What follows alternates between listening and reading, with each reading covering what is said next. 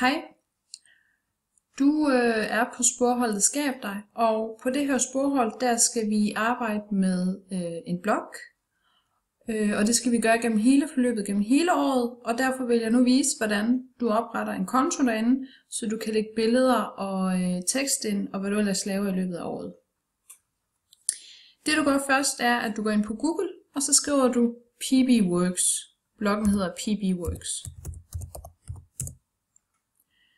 Og det første her, der kommer frem, er linket til PBWorks, der hedder pbworks.com. Det er her, du trykker dig ind.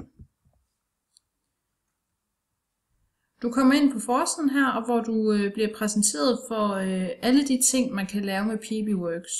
Du har rigtig mange muligheder, så hvis du en dag har tid og lyst, så kan du sætte dig ned og kigge på det og lege lidt med det.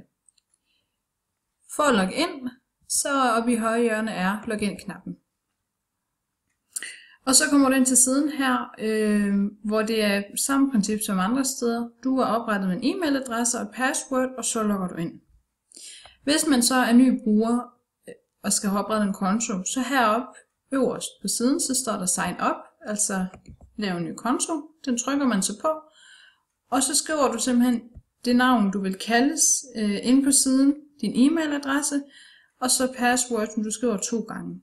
Det er princippet som på mange andre sider, hvor du skal oprette dig som bruger. Og siden her fortæller, hvis nu at du vælger et navn, der er taget, så skal det nok fortælle, at du skal vælge et andet navn. Og e-mailadressen, hvis du kommer til at trykke på en forkert knap eller noget andet. Så det får du fortalt. Jeg vil lige vise, hvordan det ser ud, når man har oprettet en konto, og man så logger ind.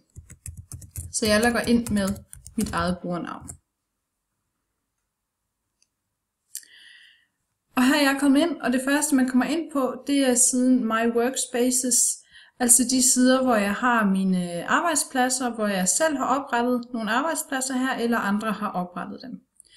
Når man er ny bruger, så vil den her selvfølgelig være blank, og der står kun My Workspaces. Jeg er medlem af den, der står her, Skab dig 89. Det er den, der er tilknyttet til vores sporhold, og den er grøn, fordi det er mig, der har oprettet den. Når I kommer ind som ny bruger, så vil den ikke komme frem. Men så går jeg ind og tilføjer jer via jeres brugernavn, og så vil den simpelthen komme frem her på skærmen. Og så kan I trykke jer ind her, og så kommer I direkte ind på forsiden til vores blog, hvor der står sporholdet Skab dig. Så det er det eneste, du skal gøre.